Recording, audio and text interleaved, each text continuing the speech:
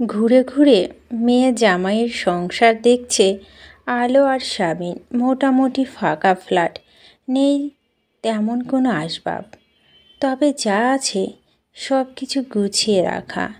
ইনশিয়াও মায়ের পিছু পিছু হাঁটতে হাঁটতে সব কিছু মা বাবাকে দেখিয়ে বলছে কোনটার কত দাম দিয়ে কিনেছে, ঠকেছে কিনা জানতে চাইছে মাম্মা পাপার কাছে, যেহেতু সে আর মইন উভয় এসবে কাঁচা। একটা ফ্লাওয়ার ভাস তুলে মা বাবাকে দেখিয়ে বলে, মাম্মা পাপা দেখো, এটা বার্গেনিং করে আমি মইন নিউ মার্কেট থেকে 2700 টাকা কিনেছি। এমন মা অনিন্দন থেকে 10,000 দিয়ে পারতে বলো? আমরা জিতেছি না মাম্মা পাপা? আলো মেয়ের সরল প্রশ্ন শুনে মেয়ের সরল মুখটা দিকে তাকিয়ে থেকে কিছুক্ষণ, তারপর একটা হাতে মেয়ের গাল ছুঁয়ে নরম গলায় বলল, তুমি আর মইন দুজনে জিতেছ মা। স্বামীন পরিতৃপ্তির হাসি হাসে। আলো এটা কেন বলল ইনশিয়া এত বুদ্ধিমতী হয়ে তৎক্ষণাৎ বুঝল না। সে ঘুরি ঘুরি কিছু পেন্টিংসে দেখাতে লাগলো মাম্মা পাপাকে। তখন কলিং বেল বেজে ওঠে। ইনশিয়া গিয়ে দরজা খুলে দিতেই দেখল একটা ক্লান্ত সুদর্শন শ্যামলা মুখ। ইনশিয়াকে দেখে নিমিষেই তার মুখে ক্লান্তি নাই হয়ে গিয়েছে। ইনশিয়া কিছু বলার আগে লোকটা ঘরে ঢুকে ইনশিয়াকে দুহাতে আলগে সোজাসুজি শূন্য তুলে নিলে। ইনশিয়া হাঁসফাঁস করে ফিসফিসে বলল, কী করছোটা কি? মইন হেসে বলল, ইটস ওয়েথ ইটস। ইসি চাপা স্বরে চেয়েছে বলল, ইটস ওয়েথ ইট। এ বাচ্চা, তোমার শ্বশুর শাশুড়ি এসেছে। ততক্ষণে আরও স্বামীন এসে দাঁড়ায় সেখানে। চোখ বড় বড় করে মেয়ে জামাইকে দেখে চোখ নামিয়ে নেয়। মইন বোকার মতো কিছু মুহূর্ত তাকিয়ে থেকে ধপ করে ইসেকে ফেলে দেয় মেঝেতে। আতকে ওঠে ইসে, দাঁত খিচে বলে, ফেললে কেন? মইন ফাঁকা ঢোকিলে বলে, ইটস ওয়েথ ইটস। যে ঘর থেকে বেরিয়েছেন আলোর স্বামী হন্তদন্ত হয়ে সে ঘরে চলে যায় আর এক মুহূর্ত দেরি করে না। এইসব মেঝেতে বসে কাতরাচ্ছে। মইন ওকে টেনে তুলে করুণ কণ্ঠে বলল, সরি। হ্যাঁ, খুব সরি বউ। ফ্রেশে ভীষণ লজ্জিত ভঙ্গিতে শ্বশুর শাশুড়ির কাছে যায় মইন। আলো টিফিন ক্যারিয়ার থেকে খাবারগুলো বের করে টেবিলে রাখে। মেয়ে জামাইয়ের জন্য রেঁধে এনেছেন আজ। সময় নিয়ে অস্থির কাটিয়ে মইন শাশুড়ির সাথে গল্প করে। ইসি তার মাকে সাহায্য করে। কথায় কথায় মইন কথাটা তোলে স্বামীনের কাছে। তার এক বন্ধুর বোন সদ্য গ্র্যাজুয়েশন শেষ করেছে, তার জন্য ছেলে খোঁজা হচ্ছে। মেয়েটি বেশ ভালো, সুন্দরী, ম্যাচিউর এবং মার্জিত। মইন শ্বশুরের কাছে পারমিশন চায় ইহানের সাথে এ ব্যাপারে কথা বলবে কি না। স্বামীন আশ্চর্য হয়ে বলে, ইহান তোমার বন্ধু মানুষ, তুমি কথা বলবে? এতে আমার পারমিশন নেওয়ার কি আছে? তুমি কথা বলো, কাল কি বলো ওর সাথে। সন্ধ্যার আগে আগে রেস্তোরাঁ থেকে প্রচণ্ড মাথা ব্যথা নিয়ে প্রেরণা ফিরেছে। আজ তাদের সপরিবারের ইনভিটেশন আছে তাদের অ্যাপার্টমেন্টের 9 তলা কনেন আঙ্কেলের মেয়ের বিয়েতে। একটা কমিউনিটি সেন্টার হবে বিয়েটা। বাড়িতে ঢুকে প্রেরণা দেখে সবাই রেডি। ইনু একটা বেনারসি সিল্কের শাড়ি পরেছে, পৌনমীকে সাজিয়ে দিয়েছে আর শুদ্ধকেও।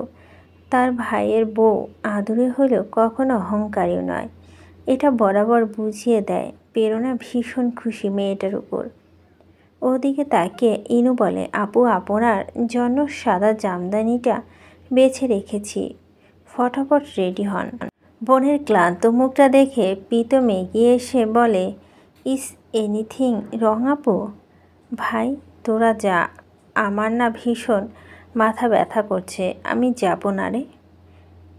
প্রেরণাকে সত্যি কাহিল লাগছে খুব। মিস জেনি বলল, সেরকম হলে আমিও যাব না প্রেরণা। মামুনি না মিস জেনি, আপনি সবসময় স্যাক্রিফাইস করেন। আজ যান, আমি বাচ্চা মেয়ে নই, ওষুধ খেয়ে ঘুমাবো। শুদ্ধ, তুমি মামি মনিকে বিরক্ত করবে না। মোটেও ঠিক আছে। শুদ্ধ ভদ্র ছেলের মতো মাথা নাড়ায়। ওদের বুঝিয়ে সুজিয়ে পাঠিয়ে দিয়ে প্রেরণা অ্যাপার্টমেন্টের দরজা লক করে বিছানায় কিছুক্ষণ শুয়ে থাকলো। সিলিংয়ের দিকে দৃষ্টি দিয়ে এক ফাঁকা অ্যাপার্টমেন্টের ঘুটঘুটে অন্ধকার রুমটাতে নিজেকে লাগছে ধুধু মরুভূমিতে একটা বিন্দুর মতো নিঃসঙ্গ। আচ্ছা, এখন যদি প্রেরণা মরে যায় তবে? উল্টোপাল্টো কথা মাথায় আসতে দিল না প্রেরণা। জীবনে এসব উল্টোপাল্টা চিন্তা কখনো ভেবে দেখেনি। সে বরাবর বাঁচতে চেয়েছে, নিজের জন্য না হলেও কারো না কারোর জন্য। ছোটবেলা ভাই বোন দুটো, তারপর মেজর ওয়াশিদ শরীফের জন্য, তারপর ছেলেটার। উঠে বসলো প্রেরণা। একটু কড়া লিকার খেয়ে হয়তো বা একটু ফালতু মাথা ব্যথাটা কমে যাবে। ইন্ডাকশনে চা বসিয়ে প্রেরণা সদর দরজার কাছে যায়। কলিং বেল বেজেছে বলে দরজা খুলে দেখলো দরজার বাইরে রাদিফ হাসি হাসি মুখ করে দাঁড়িয়ে। মুহূর্তে মেজাজটা খারাপ হয়ে গেল প্রেরণার। তবুও প্রকাশ করলো না। বলো, কিছু বলবে? খানিকটা সোডা দরকার প্রেরণা আপু। হ্যাঁ দাঁড়াও, দিচ্ছি। রাদীপকে দরজার কাছে দাঁড় করিয়ে রেখে প্রেরণা এগিয়ে গেল কিচেনের কাছে। রাদীপ দরজার কাছে দাঁড়িয়ে বলছে, তুমি আমার ফ্রেন্ড রিকোয়েস্ট কেন অ্যাকসেপ্ট করছো না প্রেরণা আপু? আমি এতটা অ্যাক্টিভ নই সোশ্যাল সাইডে। সোজাসাপটা উত্তর দিয়ে ওয়াল ক্যাবিনেট থেকে সোডার বোতলটা নামাতে একটু উঁচু হতেই টের পেল তার উন্মুক্ত কোমরে দুটো শক্ত পুরুষালিত হাত পেছন থেকে ধরেছে তাকে। প্রেরণা আতকে উঠে ঘুরে তাকাতে রাদীপকে কেমন নেশালো কণ্ঠে বলল, প্রেরণা ট্রাস্ট মি, এইসব কেউ জানবে না। মস্তিষ্ক কিছুক্ষণের জন্য কাজ করা বন্ধ করে দিয়েছে প্রেরণার। পরপর গায়ে সমস্ত শক্তি খরচ করে রাদীপের গালে একটা চর বসিয়ে দেয়। রাদীপ ওই চরে একটু বিচলিত হয় না, উল্টো বলতে থাকে, আমি জানি তুমি কি চাও। ন্যাকামি করো না প্রেরণা। কেন নিজেকে কষ্ট দিচ্ছ? প্রেরণা হাত মুষ্টিবদ্ধ করে দাঁতে দাঁত চেপে বলে, কি জানো তুমি? এই যে তুমি কত একা, তোমার চোখ বলে দেয় তুমি কি চাও। দু চোখ বন্ধ করে প্রেরণা দম নেয়, তারপর বলে, কি বলে আমার চোখ? তোমার কাউকে দরকার, এটা তোমার ওই নীল চোখ দুটো দেখলে আমি বুঝতে পারি। কাম অন প্রেরণা, ইউ ক্যান ট্রাস্ট মি। তোমার একটু সম্মানহানি হবে না। এটা শুধু আমাদের দুজনের সিক্রেট থাকবে। প্রেরণা কিছু বলতে পারছে না, তার হাত পা অরাশ হয়ে আসছে ধীরে ধীরে। রাদীপ প্রেরণা হাত ধরে বলল, প্রেরণা তুমি জানো না আমি কতটা তোমাকে চাই। Trust me. তোমার 5 বছর না পাওয়া শূন্যতা পুষিয়ে দেব। আমি তোমাকে ডিসপয়েন্ট করব না। একটু ভরসা তো করে দেখো।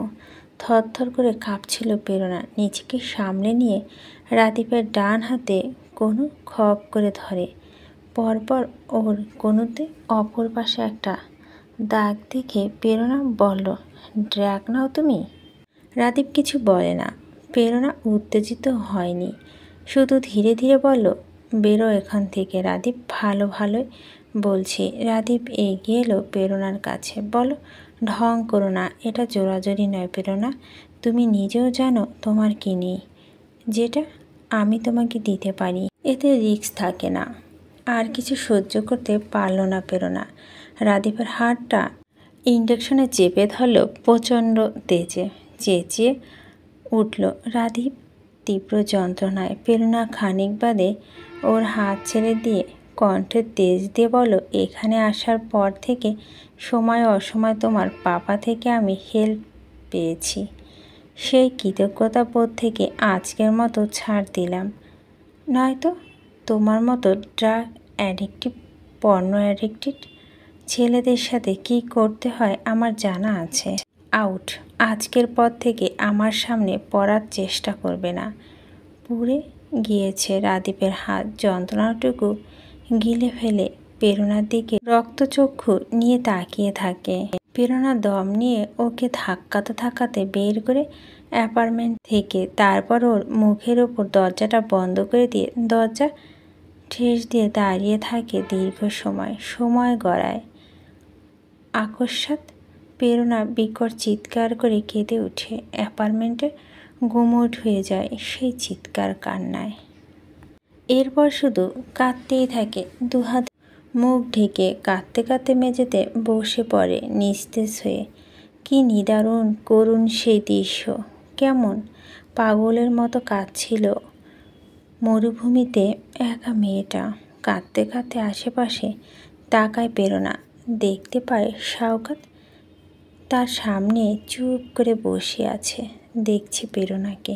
সহানুভূতি মাখা দৃষ্টিতে প্রেরণা রেগে চেঁচিয়ে উঠল, বলল, কি বলবে ওই জানোয়ারটা? আমি একা? আমি তো সত্যি একা, ভীষণ একা। আমি ভয়ঙ্কর একা। ওয়াসিদ শরীফ, আপনি কিভাবে আমাকে একা করে দিলেন ওভাবে? আমাকে কেন সাথে করে নিয়ে গেলেন না? আমি ভীষণ একা মেজর ওয়াসিদ, ভীষণ। বুকে হাত চেপে রেখে উন্মাদের মতো কাঁদছে, শুধু কাঁদছে। আর কিছু বলে না মেয়েটা, শুধু কাঁদে। মানুষ মরলে যেভাবে কাঁদে সেভাবে গোটা অ্যাপার্টমেন্টের দেয়ালে হয়তো সে রাতে কেঁদেছে ওর কান্না দেখে। প্রীতমরা রাতে দাওয়াত খেয়ে যখন ফিরল, রাত তখন 12টার প্রায়। শুদ্ধ মামার কোণে ঘুমিয়ে আছে। ভিতরে দাঁড়িয়ে কলিং বেল টেপার পর প্রেরণা যখন দরজা খুলল না, তখন পাঁচড় দিয়ে খুলল ওরা। অ্যাপার্টমেন্টে ঢুকতেই ইনু আর মিস জেনি একসাথেই চিল্লে উঠল, প্রেরণা মেঝেতে পড়ে আছে লবিতে। চমকে যায় ওরা। প্রীতম তাড়াহুড়া করে ঘুমন্ত শুদ্ধকে একটা সোফায় শুয়ে দিয়ে ছুটে যায় প্রেরণার কাছে।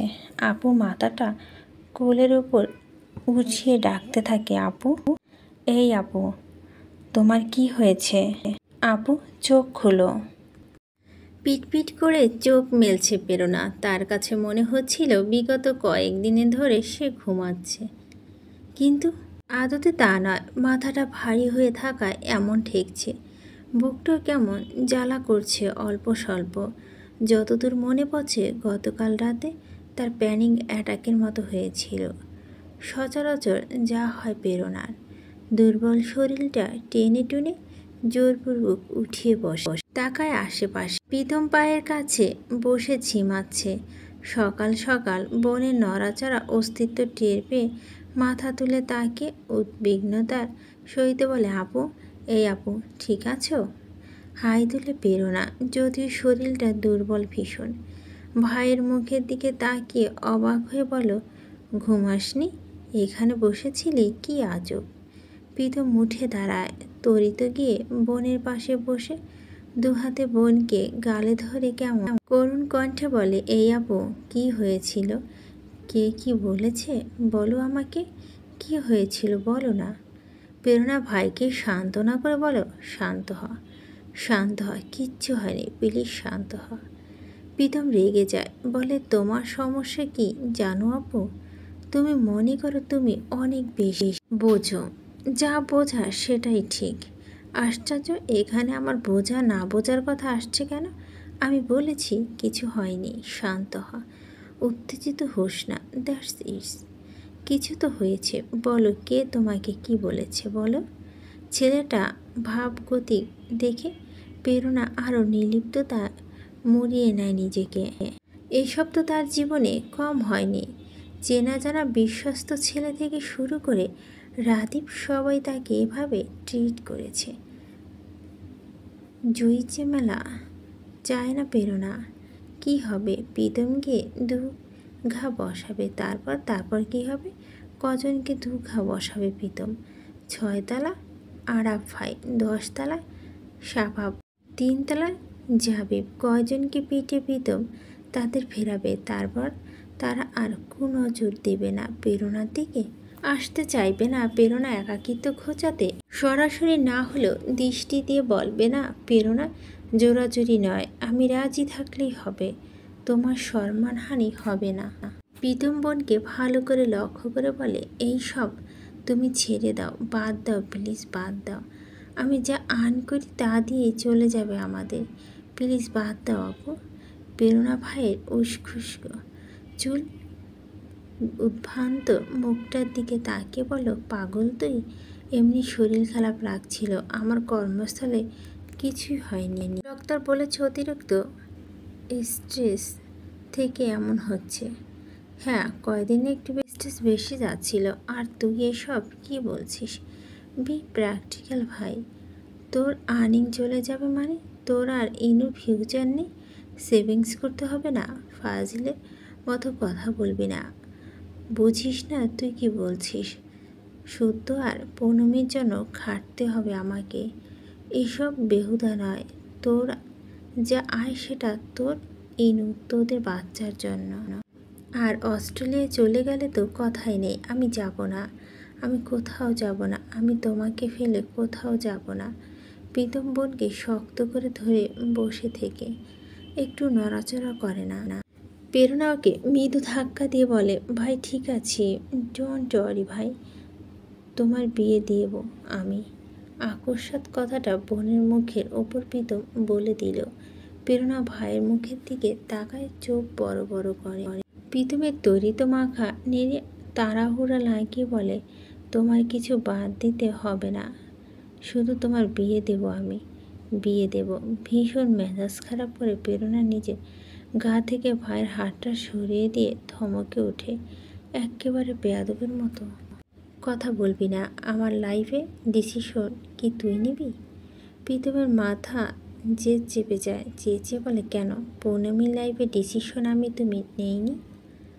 আমার লাইফে ডিসিশন তুমি নাও না তো আমি তোমার লাইফে ডিসিশন নেব, ফুপিকে কল করব, আমি বিয়ে দেব তোমার। প্রেরণা রেগে গিয়ে প্রীতমকে বকতে থাকে, প্রীতমও চেঁচাতে থাকে।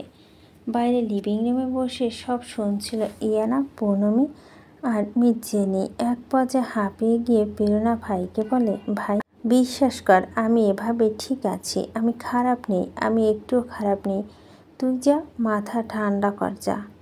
ইনু প্রেরণার জন্য এক বাটি গরম স্যুপ নিয়ে এসে প্রীতমকে বলো, আচ্ছা এখন বাদ দাও, ও বাড়ি থেকে মেহমান আসবে, তারা এসব শুনবে।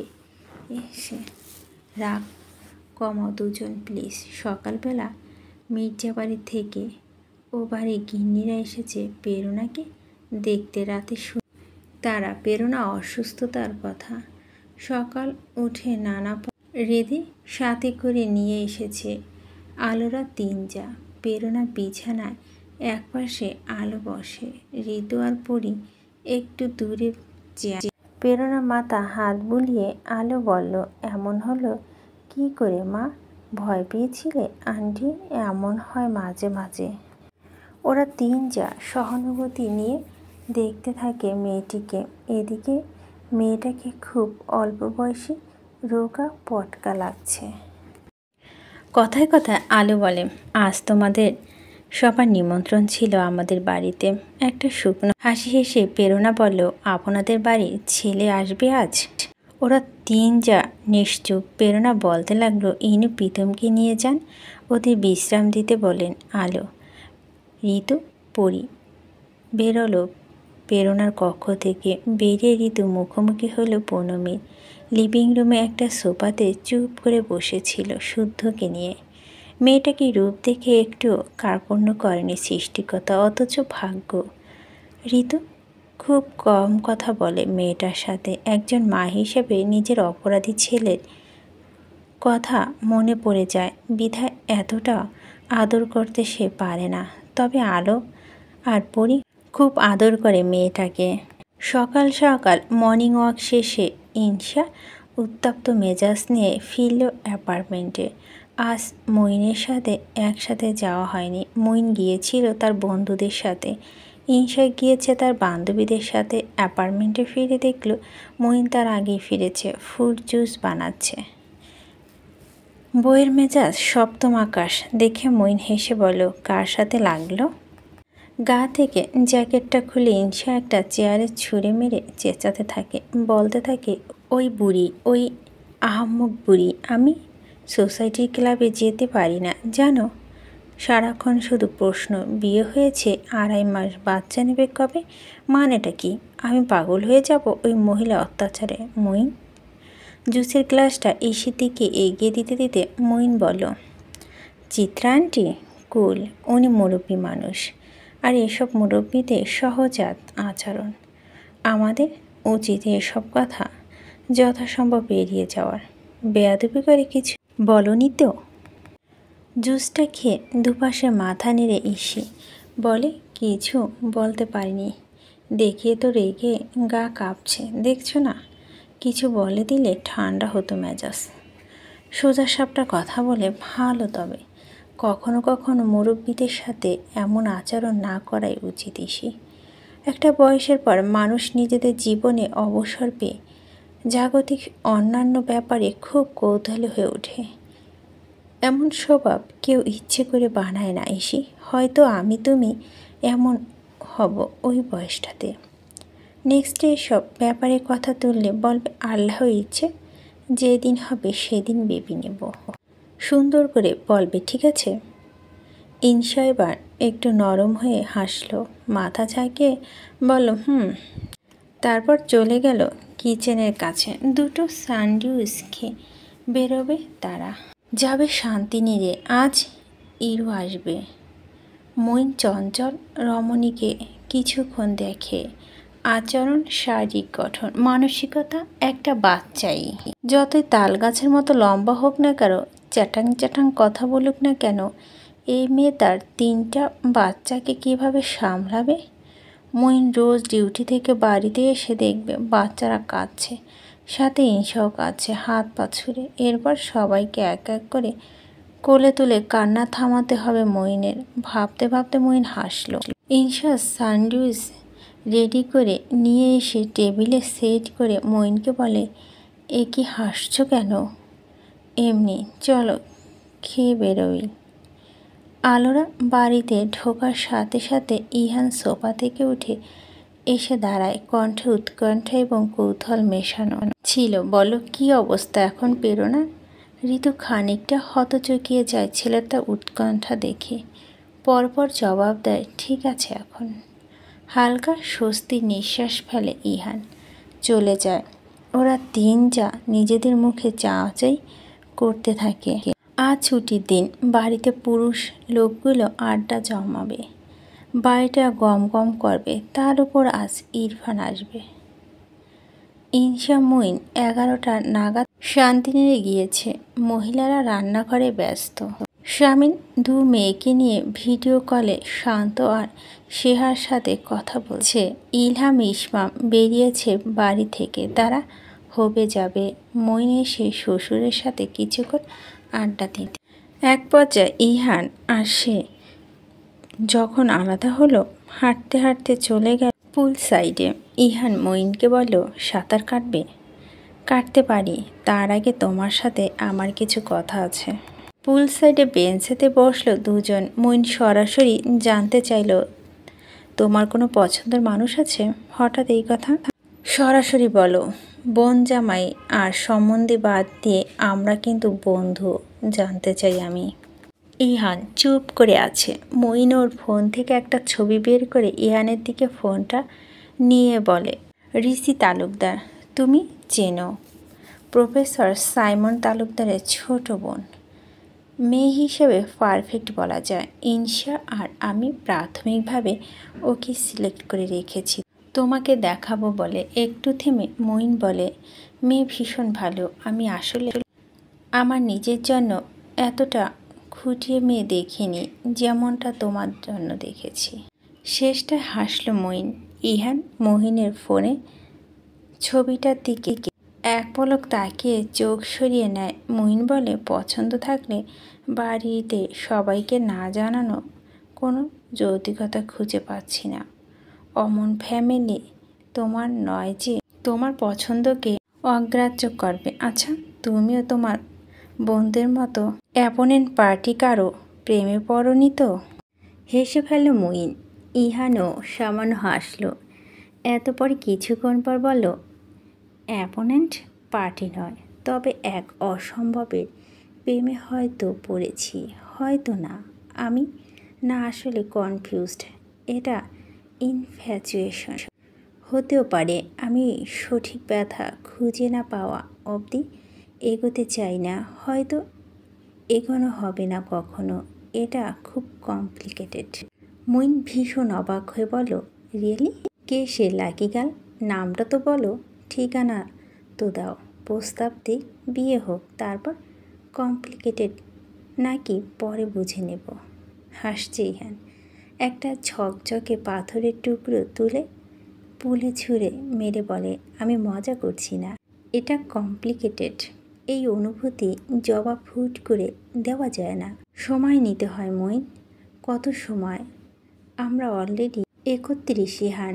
ইহান জবাব না দিয়ে উঠে দাঁড়ায়। মঈনের ফোনে রিচি তালুকদারের ছবির দিকে তাকিয়ে বলে, এসব দেখা দেখি করো না, আমার সময় লাগবে। এসে ঠান্ডা জুস নিয়ে আসে ওদের কাছে। ইহান ওদের দুজনকে গল্প করতে বলে পুল সাইড থেকে চলে যায়। ইনশা গিয়ে তাড়াহুড়া লাগিয়ে বলে, দেখিয়েছ দাদানকে ছবিটা? পাত্তা দিল না, বলল সময় যায়। ইনশা মুখ শুকনো করে ঠান্ডা জুসের গ্লাসটা পাশে রেখে বসলো। মঈন ওর দিকে তাকিয়ে বলতে লাগলো, এই তোমাদের সব ভাই বোনের সব কিছুতে সময় চাওয়া একটা বৈশিষ্ট্য, তাই না? এতটা সময় আমি বিসিএসে প্রিপারেশনের জন্য নিইনি। ইনশা হেসে কুটি কুটি হলো। মঈন বউকে হাসাতে পেরে খুশি। ওকে টেনে কাছে নিয়ে দেখতে লাগলো। আজ একটা লাল রঙের স্যালোয়ার স্যুট পরেছে নিজের ইচ্ছেতে। নিচতলা নেমে ইহান দেখলো বাড়ির সবাই একসাথে বসে আছে। এরা একসাথে হলে ওদের প্রসঙ্গ অভাব পড়ে না। হেন জিনিসের নেই যা নিয়ে এরা আলাপ না পারে। ইনু ডাইনিংয়ে ওখানে বসে আম ভর্তা খাচ্ছে। ইহান গিয়ে বসলো সবার কাছে। এক কথা দু কথা যখন আহসান পরিবারের গসিপ উঠল, ঋতু বড্ড আফসোস মাখা কণ্ঠে প্রেরণার ব্যাপারে বলতে লাগলো, মেয়েটা জীবন শান্তি নেই, ইত্যাদি ইত্যাদি। আলো আর পরি দুজনে তাল মিলিয়ে বলতে লাগলো। ইহান চুপচাপ শুনছিল। হুট করে ঋতু স্বামীনকে বলে উঠে, ভাইয়া একটা কাজ করলে কেমন হয়? কী কাজ? অবাক হয়ে জানতে চায় স্বামীন। রাজন ভাইয়ের ছেলে মুহিবের সাথে প্রেরণার বিয়ের কথাটা তুলব প্রেরণার কাছে। মুহূর্তে হাঁ হয়ে গেল সবাই। ইহান এক দৃষ্টিতে তাকিয়ে আছে মায়ের মুখের দিকে। স্বামীন হতভম্ব হয়ে বলে, হোয়াট? ভাইয়া দেখে ভালো হবে, দুজনে আমরা চিনি। মুহিবের বয়স কি বেশি? 41? তেমন বেশি বয়স না, কত ভালো একটা ছেলে। তাছাড়া মুহিবের মেয়েটাও প্রেরণার কাছে ভালো থাকবে। কথাটা বলে শেষ করতে পারল না ঋতু। আকস্মাৎ ইহান কেমন ধমক দিয়ে উঠল মাকে। বলো, এসব কেমন আচরণ মাম্মা? কেমন আচরণ এসব? তুমি পাগল হয়েছ? ডিসকাস্টিং। ডিসকাস্টিংয়ের কী হলো? হতবাক হয়ে বলো ঋতু। স্বামী ইহানের দিকে চোখ গরম করে তাকিয়ে বলো, শাট আপ ইহান। তারপর ঋতুর দিকে তাকিয়ে বলে, এটা ঠিক না ঋতু, এভাবে আমাদের নাক গলানো উচিত না। ইহানের হঠাৎ এত বেশি মেজাজ খারাপ হলো কেন সে বুঝতে পারছে না। ঘন ঘন দুবার নিঃশ্বাস ফেলে বলো, আচ্ছা তোমাদের মহিলাদের আর কোনো কাজ নেই? বিরক্ত লাগছে মাম্মা। আলো পরি চাচা ভাতিজার প্রথম ধমকে চুপ হয়ে গিয়েছে। কিন্তু ঋতু অবুঝের মতো বলে, আমার তো কোনো অসৎ উদ্দেশ্য নেই। রাগ কেন করছিস? মুহিবের বয়স দেখে? আরে কি অদ্ভুত, প্রেরণা তো বয়স হয়েছে। একজন বিধবা মেয়ের জন্য এর চেয়ে ভালো সম্বন্ধ হয়? দুজনে পিছুটান আছে, তাই দুজন দুজনাকে খুব ভালো করে বুঝবে। সর্বোপরি মুহিব চমৎকার একজন মানুষ, তুইও জানিস সেটা। ইহান নিজেকে নিয়ন্ত্রণ করে চুপচাপ বসে থাকে। শামিন উত্তর দেয়, ওদের ফ্যামিলি থেকে কেউ বিয়ের কথা তুলেছে? তুমি কেন আগ বাড়িয়ে এসব করবে? ওরা বিরক্ত হতে পারে। তুলেছে তো তুলেছে, ইনু জামাই তুলেছে। ইনুকে জিজ্ঞেস করুন। ইহান মাথা তুলে তৎক্ষণাৎ ইনুর দিকে তাকায়। ইনু আম ভর্তা গলায় আটকে কাশতে থাকে অবিরত। আসার সময় গাড়িতে সে মা চাচিদের সাথে কথায় কথায় বলে দিয়েছে প্রীতমের প্রেরণার বিয়ে দিতে চাচ্ছে। ইহান কেমন গম্ভীর কণ্ঠে ইনুকে বলে, প্রীতম বিয়ে দিতে চাচ্ছে ওনার দাদা? এত রেগে কথা কেন বলছে ইনু বুঝতে পারছে না। সে উপর নিচে মাথা ঝাঁকে বলে, হ্যাঁ প্রেরণা রাজি। ইনু দুপাশে মাথা ঝাঁকে বলে না। ইহান চুপ হয়ে যায় তখন। এতপর উঠে দোতলায় চলে যায়। শামিন তখন ঋতু, আলো আর পরীকে উদ্দেশ্য করে বলে, রাজি না, এসব ব্যাপারে এগিয়েও না। ওর তো আমাদের শান্ত নয় যে অধিকার খাটিয়ে একটা কথা বলবো। তোমাদের যত সৎ উদ্দেশ্য থাকুক, এটা মেয়েটা বিরক্তর কারণ হতে পারে। মেয়েটা এমনিতে ঝুট ঝামেলার মাঝেই থাকে। উঠে চলে যায় শামিনও, ইনু চলে যায়, আলো আর পরি চলে যায়। বসে থাকে ঋতু একা। একটা সামান্য ব্যাপারে ইহান এভাবে রিয়াক্ট করলো। মনটা উদাস হয়ে উঠছে ঋতুর। দুপুরে প্রীতম এলো শ্বশুর বাড়িতে মিষ্টি নিয়ে। ইরফানকে নিয়ে তখনও বাড়িতে এসে পৌঁছায়নি ইলহাম আর ইসমা।